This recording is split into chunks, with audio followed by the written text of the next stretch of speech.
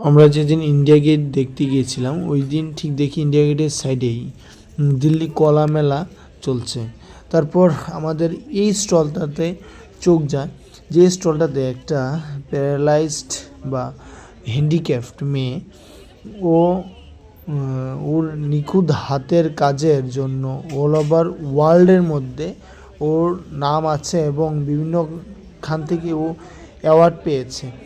আজকে এটাই বলার যে যে কোনো বিষয় বা যে কোনো ব্যক্তি যে কোনো একটা কাজ যদি দিলো দিমাগ সে করতে, মানে ওর প্রাণ দিয়ে ভালোবাসা দিয়ে যখন করে ওই কাজটা ওকে একদিন না একদিন সফলতার মুখ দেখাবে।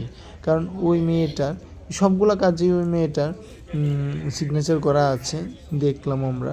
কিন্তু আমার খুবই ভালো লেগেছে যে মেয়েটা আজকে ঘরে না বসে থেকে বা কোনোখানে না বসে থেকে একটা কাজ করছে। ও নিজে একজন আইকনিক হয়ে অন্যদের আইকনিক হয়ে আছে এবং অন্য যারা এরকম আছে তারা ওর থেকে ইন্সপায়ার হবে যে এই মেয়েটা আজকে এত সুন্দর একটা কাজকর্ম করছে, ওকে অল ওভার ওয়ার্ল্ড চিনি। এটা একটা স্টল, যে স্টলের মধ্যে সেল করার জন্য বিভিন্ন ছবি ডিসপ্লে করা আছে।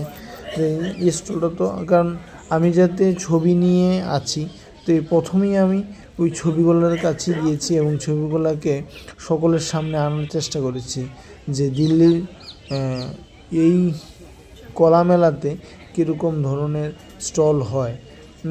আমাদের খুব ভালো লেগেছে যে এই মেলাতে প্রায়োরিটি দেওয়া হয়েছে যারা পিছিয়ে পড়া লোক, যারা ঠিক করে চলাফেরা করতে পারে না, এবং আজকে এই মেলাটার দরুন অল ওভার ওয়ার্ল্ড তাদেরকে চিনতে পারছে।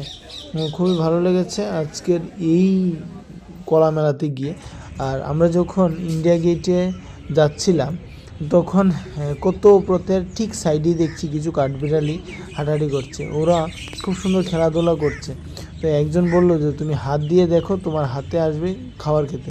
এটা খাবার খেতে দেখো, এই সে লাল কেল্লা, ওখানে আমরা টিকিট লোমো, ঠিক আছে, আর যে টিকিট কাউন্টার, এই সে লাল কেল্লা, শুনি ভিতরে ঢুকিয়া তোমরা দেখা যাচ্ছে সেরা জায়গা করে রাখছে।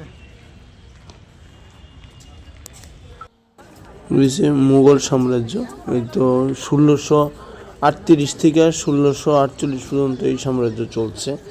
তো এই মুঘলরা কত সুন্দর করে এখানে সাম্রাজ্য স্থাপন করছে, মানে খুব সুন্দর।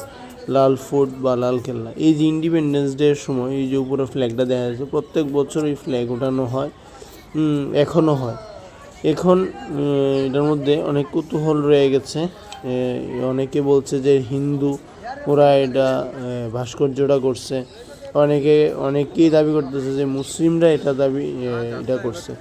তার লাগে এটার মধ্যে অনেক ছেড়ছাড় করা হয়েছে, এটার মধ্যে অনেক নাকাশি, অনেক পুরানো পুরানো কিছু নাকাশিগুলারে উঠানো হয়েছে। যেমন উপরে একটা নাকাশি আসলে এটা উঠানো হয়েছে বিভিন্ন জায়গায়। এই যে উপরে কিছু যেটির মধ্যে হিন্দুর মানে সিম্বল আছে, এটি উঠে ফালাই দিছে। কিছুদিন আগেও এটার মধ্যে অ্যাটাক হয়েছে। তো এটা একটা আমাদের কাছে ঐতিহাসিক জিনিস, যেটা আমরা বইয়ে টয়ে পড়ছি, এখন আমরা যাই সামনাসামনি দেখতেছি। তো অ্যাকচুয়ালি এই জিনিসটি আছে না, সংরক্ষণ করে রাখা অনেকই দরকার। যেমন এইদিকে দেখো অনেক কিছু লেখা আছে, অনেক কিছু হরফ আছে যেটি মানে হিন্দু এটার মধ্যে আছে, কিন্তু মুসলিমরা দাবি করতেছে যে না, এরা মুসলিমরাই স্থাপন করছে বা মুসলিমের ভাস্কর্য বা এটা ডিজাইন করছে। কিন্তু কোনো সময় মুসলিমরার ভাস্কর্যের মধ্যে পদ্মফুল থাকে। আমরা দেখি আয়া বসছি, এখন আমরা মুগা বাড়ির, তারপর আমরা বয়ে আসছি এয়ারপোর্টে। এখানে বিশ্রাম করার জন্য কি সুন্দর জায়গা দিছে, আমরা বিশ্রাম করে লাইছি।